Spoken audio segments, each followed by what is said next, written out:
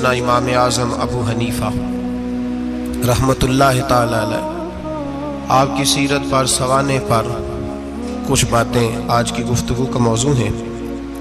کیونکہ امام صاحب رحمۃ اللہ علیہ کا وصال شعبان المعظم میں ہوا یا رجب میں ہوا، ان دو مہینوں میں سے با اختلاف روایات آپ کا وصال ہے۔ امت مسلمہ کو فقہ کا بہت بڑا ذخیرہ دینے میں اور لوگوں کو مسائل شرعیہ سے آگاہ کرنے میں جس شخص نے سب سے زیادہ کردار ادا کیا وہ امام اعظم ابو حنیفہ کی ذات ہے۔ امام صاحب ایک تابعی بزرگ ہے۔ تابعی اس کو کہتے ہیں جو صحابہ کے شاگرد ہوتے ہیں۔ امام صاحب نے بہت سارے صحابہ کی زیارت کی، ان کی خدمت میں رہے، ان سے دین سیکھا اور پھر امت مسلمہ کو دین کے اصول بنا کر عطا فرمائے۔ قیامت تک جتنے لوگ بھی فقہی مسائل سیکھیں گے وہ سارے امام اعظم ابو حنیفہ کا شکریہ ادا کر کے سیکھیں گے۔ فقہ ہوتی کیا ہے؟ قرآن پاک فرقان حمید میں اللہ نے فرمایا فاسألوا اہل الذکر ان کنتم لا تعلمون، فرمایا اگر تمہیں کسی بات کا علم نہ ہو تو اس سے پوچھ لیا کرو جسے اللہ نے علم عطا فرمایا ہے۔ تمہیں جب علم نہ ہو تو ان کے پاس جاؤ جنہیں اللہ نے علم دیا۔ اس کا نام فقہ ہے۔ کسی عالم کی، کسی بزرگ کی تقلید کرنا، اس کے مقلد ہونے کا معنی یہ ہے کہ آپ کسی ایک شخصیت کے، ایک بزرگ کے قول پر اعتبار کرتے ہوئے کہ اس کو دین کا علم زیادہ ہے تو جو بات وہ بتائے، چونکہ ہر آدمی یہ طاقت نہیں رکھتا کہ وہ سارے قرآن کا مطالعہ کرے، تفاسیر کا مطالعہ کرے، احادیث کا مطالعہ کرے، ان کی شرح دیکھے، صحابہ کرام کے اقوال دیکھے، صحابہ کا اس مسئلے میں کیا موقف تھا، کیا رائے تھی، ہر چیز کو پرکھے۔ ہر آدمی کے بس کی یہ بات نہیں ہوتی، تو اس کے لیے شریعت اسلامیہ کے قانون بنا دیا گیا کہ ایک امام کی تقلید کر لو۔ دلیل کیا ہے؟ نبی کریم سید عالم صلی اللہ علیہ وسلم نے حضرت معاذ ابن جبل رضی اللہ تعالیٰ عنہ کو یمن کا گورنر بنایا تھا۔ یہ بات آپ نے تھوڑا سمجھنی ہے، اس لیے کہ یہ ہمارے دور کا ایک نیا فتنہ ہے۔ لوگ کہتے ہیں میرے ایک ہاتھ میں قرآن ہے، ایک میں حدیث ہے، اور بندے بھی بڑی جلدی آ کے کہتے ہیں جی وہ فلاں آدمی تو قرآن اور حدیث کے بعد بات ہی نہیں کرتا، صرف قرآن اور صرف اس کے علاوہ تو بات ہی نہیں کرتا۔ ذرا ایک سوال کا جواب دیجئے، یہ جو بخاری شریف کی حدیث آپ کو بتائی جاتی ہے تو یہ ہمیں کس نے بتایا ہے کہ یہ نبی پاک کی حدیث ہے؟ جی امام بخاری نے۔ کس نے بتایا؟ تو اعتبار کس پر کیا آپ نے؟ جی یہاں تو کوئی بندہ کہے نا جی مجھے ڈائریکٹ نبی پاک نے بتایا ہے، پھر تو سمجھ میں آئی قرآن۔ اور تو جب تو امام بخاری پر اعتبار کر رہا ہے، وہ کہہ رہے ہیں یہ نبی پاک کی حدیث ہے، تو مان رہا ہے، تو پھر اعتبار کس پہ ہوا؟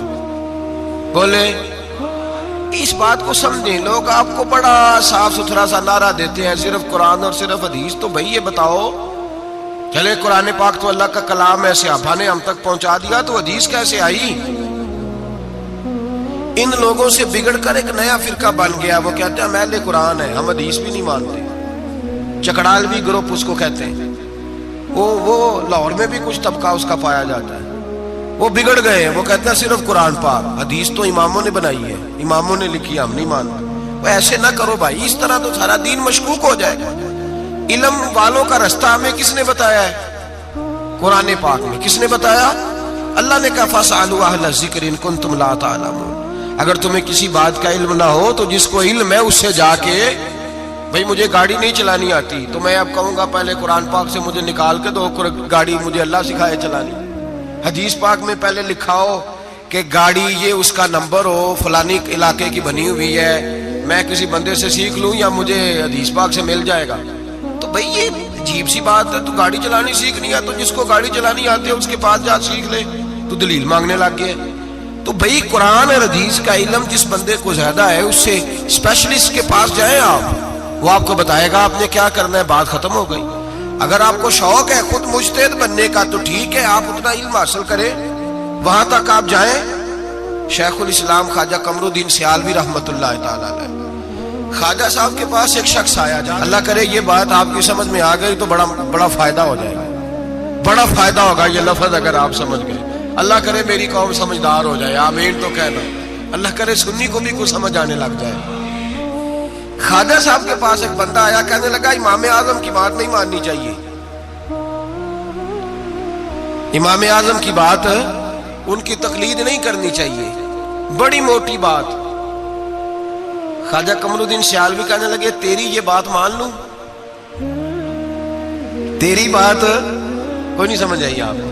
کہنے لگا امام اعظم کی بات، آپ فرمانے لگے تیری یہ بات مان لوں؟ بندہ چپ کر گیا، کہنے لگا جی آپ نے کہا کہنے لگے تیرے جیسے فضول کی مانو اور امام اعظم ابو حنیفہ کی نہ مانو؟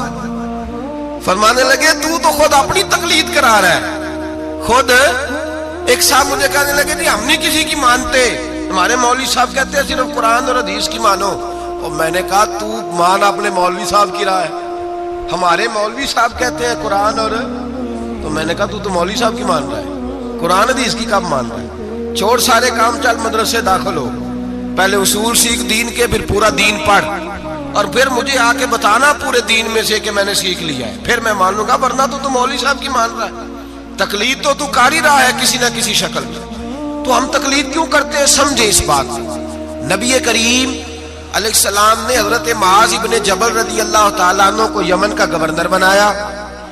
نبی پاک نے فرمایا معاذ تمہارے پاس لوگ اپنے مقدمے لے کے آئیں گے، کیسے فیصلہ کرو گے؟ عرض کی یا رسول اللہ صلی اللہ علیہ وسلم میں اللہ کا قرآن دے کے فیصلہ کروں گا۔ تو نبی پاک نے فرمایا اگر تجھے قرآن پاک سے نہ ملا تو، اگر آپ غور سے سن رہے ہوتے تو آپ کو اس بات پہ اعتراض ہونا تھا جو میں نے کہا، اس پہ آپ کو اعتراض ہونا تھا اگر آپ غور سے میری بات سن رہے ہوتے۔ نبی پاک علیہ السلام نے یہ نہیں فرمایا کہ قرآن میں ہے نہیں، فرمایا اگر تجھے نہ ملا تو، لفظوں پہ غور کیا کریں، اگر تجھے نہ ملا تو، یہ نہیں فرمایا کہ قرآن میں ہر مسئلے کا حل۔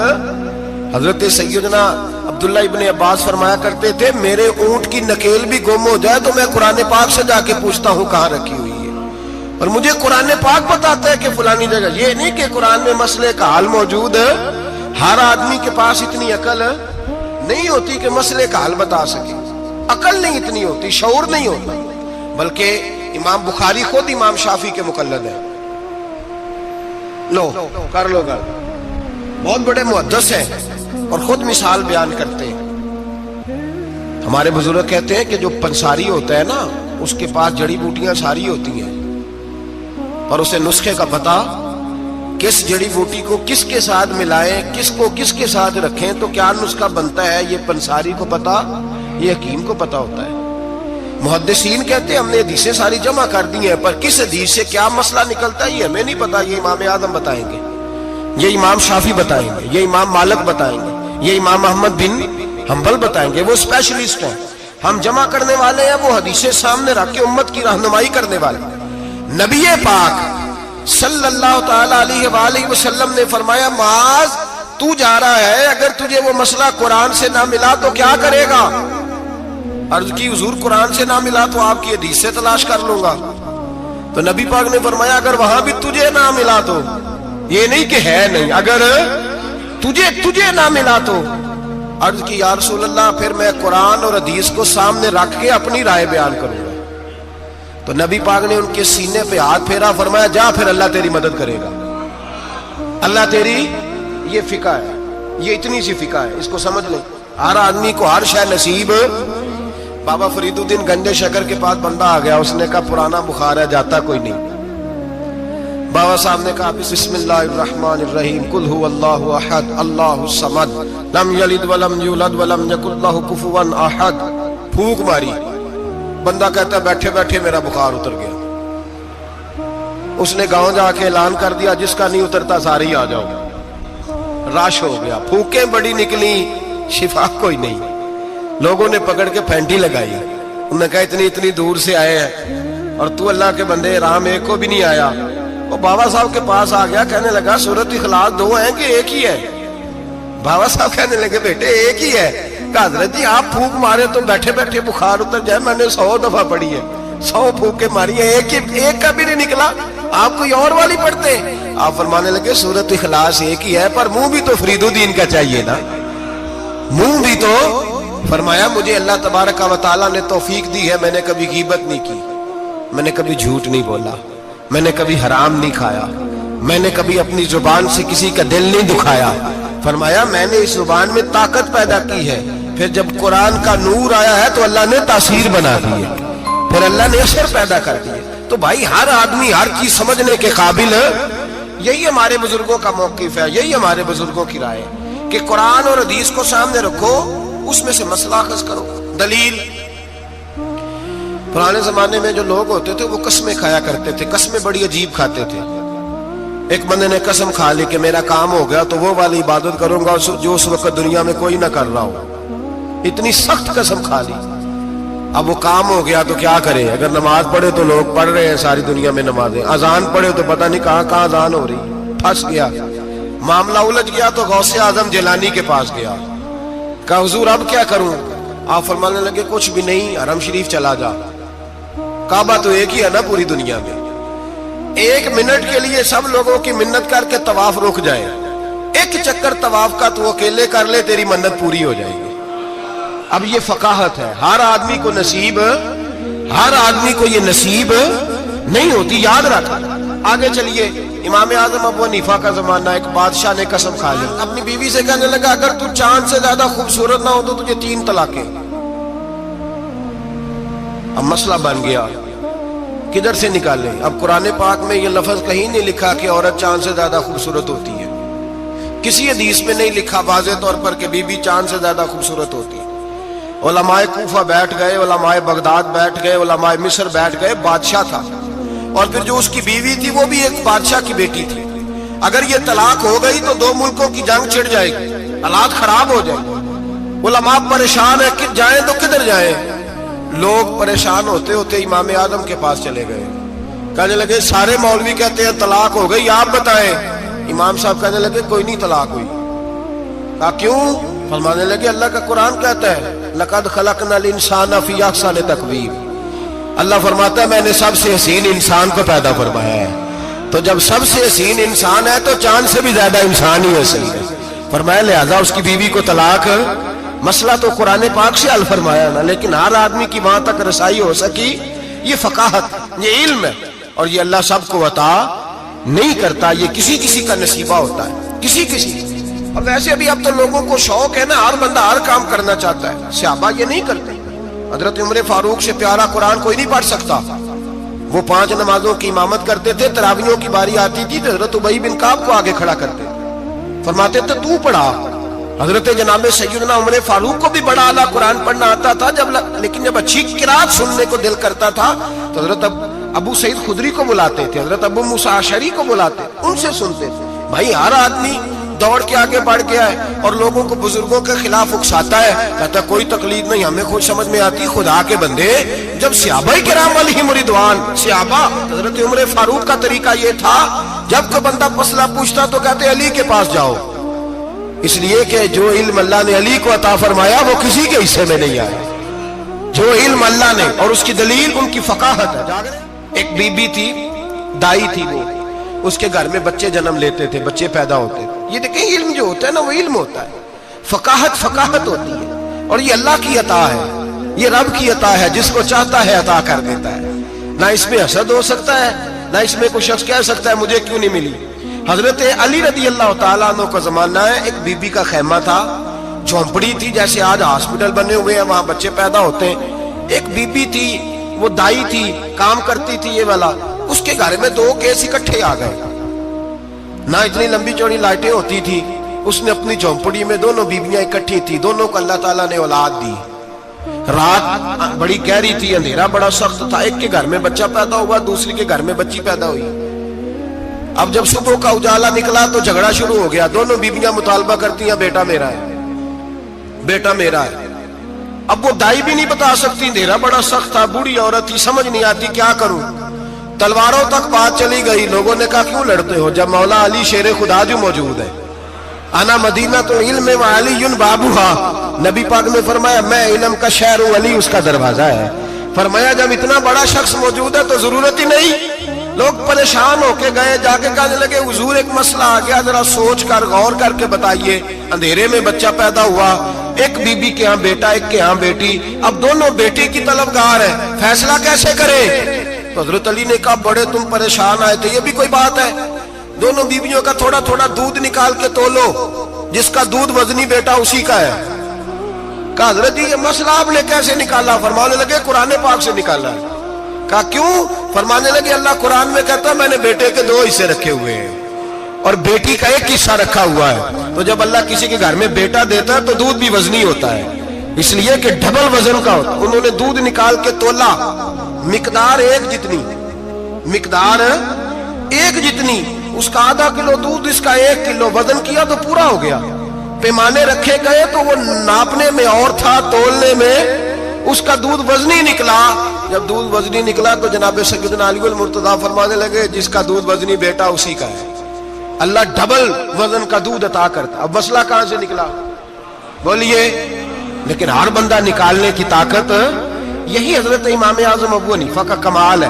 صحابہ کے زمانے میں ضرورت نہیں تھی صحابہ کو، ایک تو وہ اتنی لاپرواہی کی نماز نہیں پڑھتے تھے جتنی ہم پڑھتے ہیں۔ اتحیات میں بیٹھے ہیں، سورۃ فاتحہ پڑھی جا رہی ہے، اتحیات میں بیٹھ کے بندے پوچھتے ہیں آگے، کہتے ہیں حضرت میں اتحیات میں سورۃ فاتحہ پڑھ رہا تھا، ساری پڑھ لی ہے، وہ تو رکوع کا وقت ہے تو یاد آیا کہ یہ تو اتحیات ہے۔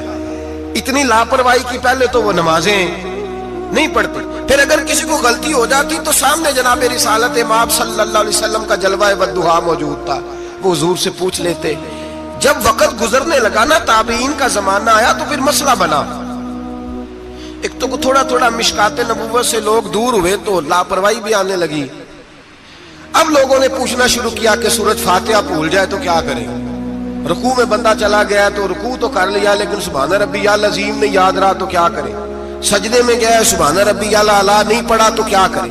اب مسائل بنے، اب ضرورت ہوئی۔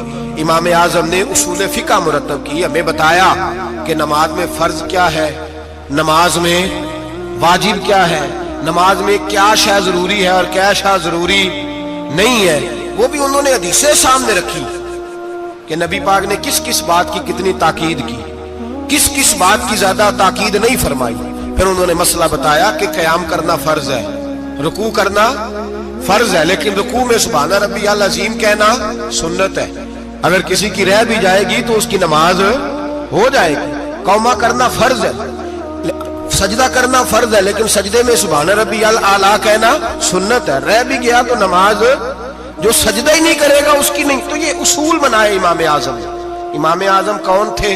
کپڑے کے ایک بہت بڑے تاجر تھے، ان کے بیٹے تھے، پورا نام تھا نعمان بن ثابت۔ امام اعظم ان کا لقب ہے، ابو حنیفہ ان کی کنیت ہے۔ لوگ جب اپنی مرضی کی باری آتی ہے تو حرم شریف کے حوالے دینے شروع کر دیتے ہیں، حرم شریف میں جو ہوتا ہے، حرم شریف میں نے کہا چلو وہی مان لو، مسجد نبی میں باب بلال سے داخل ہو جاؤ یا باب ہجرت سے داخل ہو جاؤ۔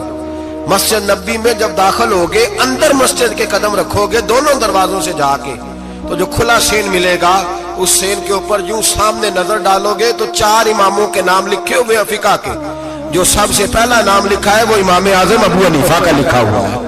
آج بھی مسجد نبی میں، آج بھی، دوسرا امام شافعی کا، تیسرا حضرت امام مالک کا، چوتھا امام محمد بن حنبل کا، اور آج بھی فقہائے مکہ اور مدینہ جب فتویٰ دیتے ہیں تو امام محمد بن حنبل کے قول پہ فتویٰ دیتے ہیں، اور ہر جگہ وہ اعلان کرتے ہیں کہ ہم فقہ کے ماننے والے مقلد ہیں امام محمد بن حنبل کے، وہ اعلان کرتے ہیں، انہوں نے لکھ کے لگایا ہوا۔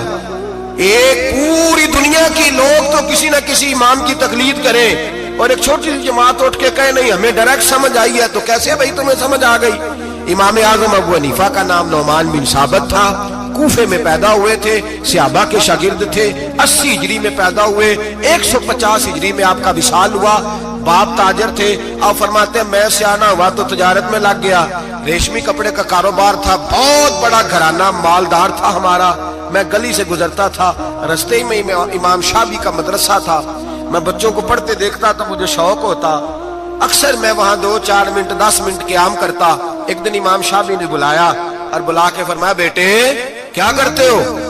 میں نے کہا کپڑے کا کام کرتا ہوں۔ تو کہنے لگے تیرے چہرے میں بڑی چمک ہے، تیرے چہرے میں بڑی روشنی ہے، مجھے لگتا ہے میرا رب تجھ سے کوئی بڑا ہی کام لینے والا ہے، تو آ نہیں جاتا، پڑھ نہیں لیتا۔ اقبال کہتے ہیں اگر کوئی شعیب آئے میسر، شبانی سے کلیمی 2 قدم ہے، اللہ کرے کسی کو کوئی مل جائے، کسی کو کوئی بیٹھا ہوا مجھے دور دعا دیتا ہے، میں ڈوبتا ہوں پر سمندر اچھال دیتا ہے، اللہ کرے کوئی مل جائے۔ فرماتے امام شافعی نے میری بات ہوئی تو میں حضرت حماد کے مدرسے میں داخل ہو گیا۔ امام حماد بہت بڑے مفتی تھے، सनद भी सुन ले। इमाम आजम शागिर्द है इमाम हम्माद के, और इमाम हम्माद शागिर्द है हजरत इब्राहिम नखई के। हजरत इब्राहिम नखई शागिर्द है हजरत अलकमा के, और हजरत अलकमा शागिर्द है हजरत अब्दुल्ला इब्ने मसूद के। और हजरत अब्दुल्ला बिन मसूद वो सहाबी है जिनकी ड्यूटी थी नबी पाक का डंडा मुबारक का सा उठाने की, हुजूर के जूते उठाने की। डायरेक्ट नबी पाक से इल्म दीन हासिल किया करते। ये सनद है इमाम आजम अबू हनीफा की। हजरत इमाम आजम कहते हैं मैं इमाम हम्माद के मदरसे में पढ़ने लगा, कई साल रह के मैंने उनके मदरसे में इल्म हासिल किया। जब मैं फारिग हुआ तो मैंने कहा उस्ताद जी मैं कहाँ मदरसा बनाऊं, मैं किस मस्जिद में बैठूं, मैं कहाँ जाऊं? कहते हैं मेरे उस्ताद अपनी कुर्सी से उठे और मेरा बाजू पकड़ के अपनी जगह पे बिठाया, कहने लगे मैंने तुझे पढ़ाया है लेकिन रब ने तुझे बड़ा ही अता किया है, अब तू कहीं और नहीं जाएगा, मेरी मसलत पर बैठकर लोगों को पढ़ाया करेगा। इमाम आजम अबू हनीफा ने फिका और उसूल का इल्म वहां से हासिल किया। फरमाते हैं फिर मेरे उस्ताद ने मेरी ड्यूटी लगाई, फरमाने लगे अब तू किसी ऐसी जगह जा जहां से तुझे तकवे की रोशनी मिले, कोई मुर्शद तलाश कर। सह सह नफल नमाजा पढ़िया जालम नफ्स न मरदा हूँ, ए बान फकीरों किसे नहीं मारे आए हो चोर अंदर दा हूँ। हजरत इमाम आजम सन 80 हिजरी में, कहते हैं 80 हिजरी में, आज से 1400 साल पहले, 1350 साल पहले इमाम आजम कह रहे हैं मुझे जरूरत थी कि मैं जाके किसी के हाथ में हाथ दूं ताकि मैं उससे इस्लाह लूं जो मेरे कल्बो नजर को सही करे। हम तो सारे सियाने, हमें तो किसी की जरूरत ही नहीं। फरमाते मैं अपने उस्ताद के कहने पर इमाम जाफर सादक के पास गया। 2 साल इमाम जाफर सादक ने मुझे प्रैक्टिकल कराया। जो इल्म मैंने इमाम हम्माद से सीखा था उस पर अमल करने का तरीका मुझे इमाम जाफर सादक ने सिखाया। 2 साल। और इमाम आजम फरमाया करते थे अगर वो 2 साल ना होते तो मैं हलाक हो जाता, वो 2 साल ना होते तो मैं, फरमाते उनसे मैंने पढ़ना पढ़ाना सीखा। और इमाम जाफर सादक रात को मुझे साथ खड़ा करते और सारी सारी रात नफल पढ़ाते, वो मेरी तरबियत करते। वो इल्म तो मेरे अंदर था लेकिन आजिज़ी, तकवा, परहेजगारी, इबादत, कुरान से प्यार, ये मुझे इमाम जाफर सादक ने सिखाया। इमाम आजम अबू हनीफा बहुत बड़े फकीह बने, फिर मदरसा बनाया, फिर खानकाह बनाई, फिर इमाम साहब रहमतुल्लाह अलैह ने सारी जिंदगी रसूलुल्लाह सल्लल्लाहु अलैहि वसल्लम के दीन का पैगाम दिया। ऐसा भी वक्त आता एक आयत शुरू करते तो सारी रात वो आयत ही पढ़ते रहते, सारी रात इल्म पढ़ाया, लोगों से प्यार किया, खुलूस बांटा। बहुत बड़े मालदार थे। एक बहुत बड़ा नाम है इमाम अबू मालिक का। ये इतने बड़े शख्स है कि हारून रशीद ने इन्हें काजी उल कुज़ा बनाया था, चीफ जस्टिस बनाया। हजरत इमाम मालिक कहते हैं मैं गरीब का बेटा था। अक्सर दीन पढ़ने वाले गरीबों के बेटे होते हैं। अमीरों के बच्चे एफएससी पढ़ते हैं, बीएससी पढ़ते हैं, टेक्नोलॉजी पढ़ते हैं, गरीबों के बच्चे दीन पढ़ते हैं। और फिर अमीरों को मिंबरियां मिलती हैं, गरीबों के बच्चों को अल्लाह मिंबर अता फरमाता है, मुसल्ला रसूल अल्लाह देता है। हजरत सैयदना इमाम अबू मालिक फरमाते हैं मैं गरीब का बेटा था और मेरी 6-7 बहनें, मैं अकेला भाई था। आप फरमाते मेरे अब्बा जी फौत हो गए। मेरी अम्मी पकड़ के मुझे एक धोबी की दुकान पे ले गई, कहने लगी इसे कपड़े धोने का तरीका बता दे, सलीका समझा दे, ये भी एक छोटी सी लॉन्ड्री की दुकान खोल लेगा, मेरी बेटियों का पेट पालेगा। धोबी कहने लगा ठीक है, मैं 2-3 दिरहम भी दूंगा महीने के, और जब काम सीख जाएगा तो तनख्वाह बढ़ जाएगी। इमाम अबू मालिक रहमतुल्लाह अलैह फरमाते हैं मैं बहनों के लिए रोजी कमाने निकला, मैं बेवा माँ के सर पे बोझ उतारने के लिए निकला, मैं गुर्बत के आलम में निकला। रस्ते में इमाम आजम का मदरसा था। फरमाते मैं वहां चमकते चेहरे देखता, लेकिन अपनी गुर्बत को देख के मैं आगे बढ़ जाता, परेशान होता कि मैं कैसे इल्म हासिल करूंगा। आप फरमाते इमाम साहब मुझे अक्सर देखते। एक दिन इमाम आजम बाहर निकले, मुझे खड़े हुए देखा तो करीब बुलाया, सीने से लगाया, माथा चूमा, क्या नाम है? मैंने कहा अबू मालिक मेरा नाम है। कहा तुम्हें पढ़ने का शौक है? कहा बड़ा शौक है। कहने लगे चल आ जा पढ़ा कर, आ जा मदरसे में पढ़ा कर। कहते मैं सारा दिन वहां पढ़ता, घर से काम करने आता, सारा दिन इमाम आजम के पास पढ़ता रहता। महीना आया तो मेरी अम्मा कहने लगी तनख्वाह लाओ। मैंने कहा अम्मी जी तनख्वाह तो वो देगा जो ड्यूटी पे जाता हो, मैं तो पढ़ने जाता हूँ। कहते अम्मा घर से निकली और बड़े गुस्से के साथ निकली, कहने लगी मौलवी ने मेरा बच्चा खराब कर दिया, मेरा बच्चा खराब कर दिया, मैं काम पे भेजती थी, इसने किस चक्कर में डाल दिया, मसलों से भी कभी पेट भरा है, काम भी तो करने चाहिए ना। کہتے امام اعظم کے سامنے کھڑی ہوئی. امام صاحب بڑے امیر کبیر آدمی, اربوں خربوں پتی تھی, اور پھر اتنے بڑے عالم فقیر, سارا بغداد, سارا کوفہ, سارا مصر سلوٹ کرتا ہے. بی بی آئی اور تیز جملے. عورتوں کا طریقہ ہوتا ہے, کہنے لگی مولوی تیری سفید داڑھی, تیرا اتنا نام, تجھے خیال ہی نہیں آیا میں بیوہ عورت ہوں, تو نے میرا بچہ خراب کر ڈالا, میری یتیم بچیاں روٹی کہاں سے کھائیں گی, مسلوں سے بھی کبھی پیٹ بھرا ہے. کہتی اتنے سخت جملے کہے, پر قربان جاؤ امام اعظم سن